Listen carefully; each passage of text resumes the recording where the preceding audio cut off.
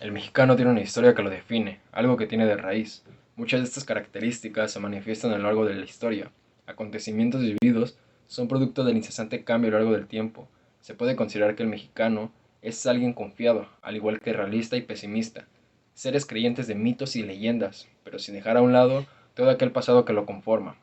Por otro lado, tenemos a nuestros vecinos de Estados Unidos, quienes no comparten similitudes con los mexicanos en la forma de pensar, su historia y forma de vida. Por ello es que existieron personas consideradas como seres distintos, gente peleada con su identidad propia, quienes desean ser vistos como personas libres, pertenecientes al desorden, al peligro y lo prohibido, denominados pachucos, que no son más que un grupo de jóvenes mexicanos rebeldes, quienes adoptan tener y representar esta postura para hacer frente a la discriminación hacia el mexicano, retando a la sociedad norteamericana. Los mexicanos adoptan portar máscaras en las cuales ocultan su verdadero ser ante la sociedad. Queremos vernos como personas distintas ante los demás. Los hombres suelen caracterizarse por el hecho de ser machos, personas que demuestran sombría. La frase abrir desprende grandes análisis en lo que se proyecta como acciones que causan una debilidad, puesto que las personas externas pueden penetrar el ser de uno mismo, en pocas palabras la intimidad, haciéndonos ver como seres débiles y vulnerables. La mujer se proyecta como un ser débil o abierto, en donde se le hace menos, considerándola como algo roto. Hasta en el caso de los famosos albures, un hombre tiene que permanecer firme y no abrirse ante otro, en cambio, tiene que abrir al otro, en pocas palabras, no rajarse. Todo esto hace una clara representación de los mexicanos, puesto que las máscaras que uno adopta es el significado que quiere mostrar ante los demás, ocultando su verdadero yo. México se ha caracterizado por ser un país ritual, ya que celebran diversas fiestas desde el 15 de septiembre hasta el 12 de diciembre. El mexicano se ha caracterizado por ser fiestero, tratando de liberarse de sí mismo en busca de alegría, y a veces la alegría acaba mal, acaba en balazos, cuchillazos, injurias. El autor Octavio Paz menciona sobre la muerte. La muerte es el reflejo de las malas gesticulaciones de la vida, que se presenta en nuestros amores, nuestros pensamientos, en nuestros festejos, y que el mexicano la cultiva, la aluda, la festeja y la abraza, pero jamás se entrega a ella. El obrero moderno carece de individualidad, siendo que la clase es más fuerte que el individuo. La primera y grave mutilación que ha sufrido el hombre es al convertirse en un asalariado industrial. En el lenguaje mexicano existen palabras prohibidas o secretas. Por ejemplo, la chingada es como un verdadero grito de guerra en el aniversario de cada 15 de septiembre, siendo esta la madre de muchas, no como una madre de carne y hueso, sino una figura que ha representado la maternidad. La chingada es aquella madre que ha sufrido metafóricamente o realmente. El autor Octavio Paz menciona que la reforma liberal ha sido la causante de que el mexicano decida romper con su tradición, que es el romper con uno mismo. Mesoamérica era un mundo histórico, fruto del conjunto de pueblos, naciones y culturas autónomas, con tradiciones propias, y estas ciudades prehispánicas se vieron vulneradas cuando Moctezuma abre las puertas a Cortés, con presentes por parte de los aztecas. Se recibieron a cambio la introducción de un solo idioma, una sola fe, un solo señor, y la caída de Tenochtitlan ante los españoles, dando como resultado el desenlace de una era cósmica. Lo primero que vieron derrumbarse fue a sus dioses, y el pueblo, sintiéndose en total desamparo, fue testigo del nacimiento de una monarquía española. Fundaron encomiendas, establecieron castas, clases y esclavitud. Y el indígena era considerado mano de obra para el cultivo de los enormes feudos y la explotación minera, sin dejar de mencionar que se les prohibía fabricar ciertos artículos con la finalidad de proteger el comercio español. Dependencia de la revolución.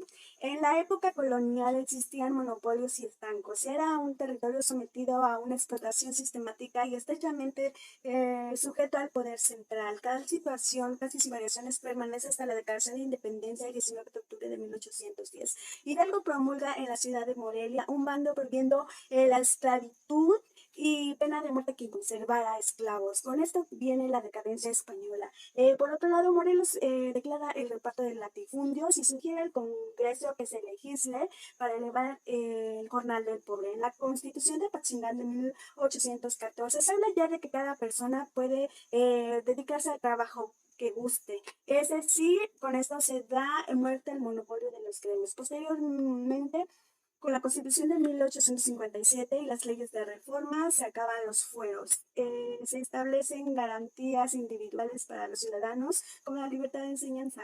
Después de la independencia se sigue una serie sucesiva de guerras, en la que sobresale la de 1847 contra Estados Unidos, cuando México pierde la mitad de su territorio. En la época de la reforma había cerca de 60 fábricas manufactureras. Gracias al impulso de comercio del gobierno de Porfirio Díaz.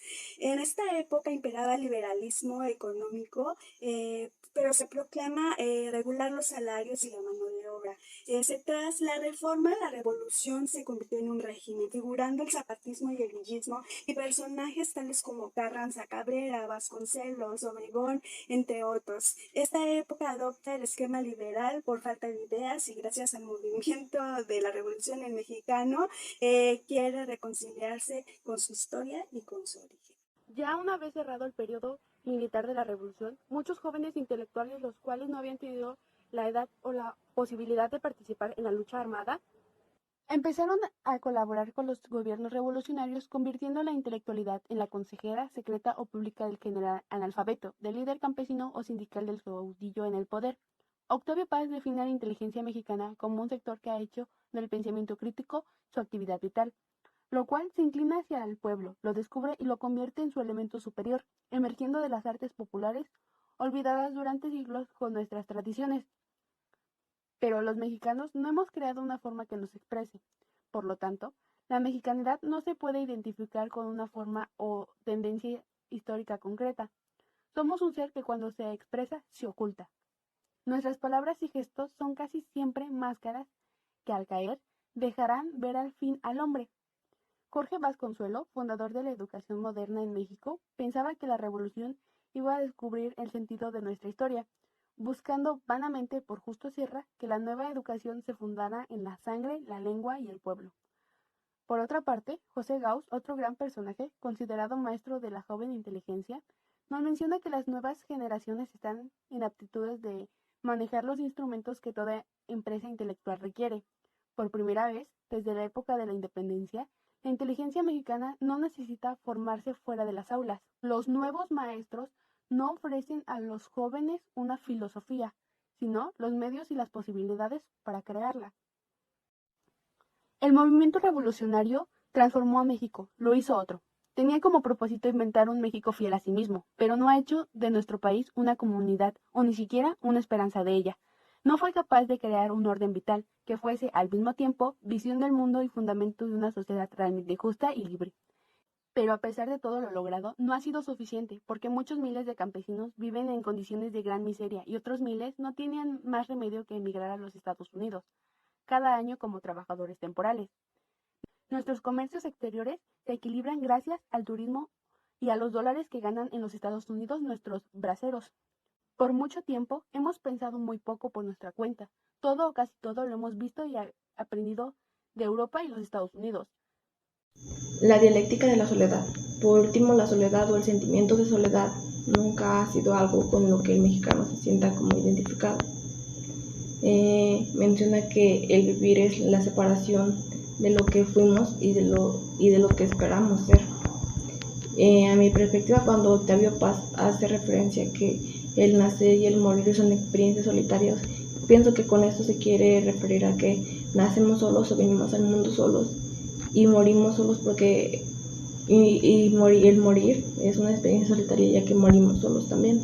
Yo en este punto concuerdo con lo de el nacer solos, ya que venimos al mundo siendo pequeños y sin estar con nadie. Y el morir no concuerdo tanto, ya que pienso que a lo largo de nuestra vida formamos ciertas relaciones con personas y cuando estamos en nuestro lecho de muerte tiene que haber alguien con nosotros haciéndonos compañía. el autor habla acerca del amor, que es una relación que solamente el ser humano puede llegar a sentir y de cierto modo nunca a veces sabemos cómo explicarla. Menciona que la etapa de la madurez también no es una etapa como de soledad. Yo en esto concuerdo mucho, ya que muchos piensan que por ir creciendo, la madurez es como cuando abrimos los ojos y vemos el mundo por lo que realmente es. Pero yo concuerdo con que no es una etapa de soledad.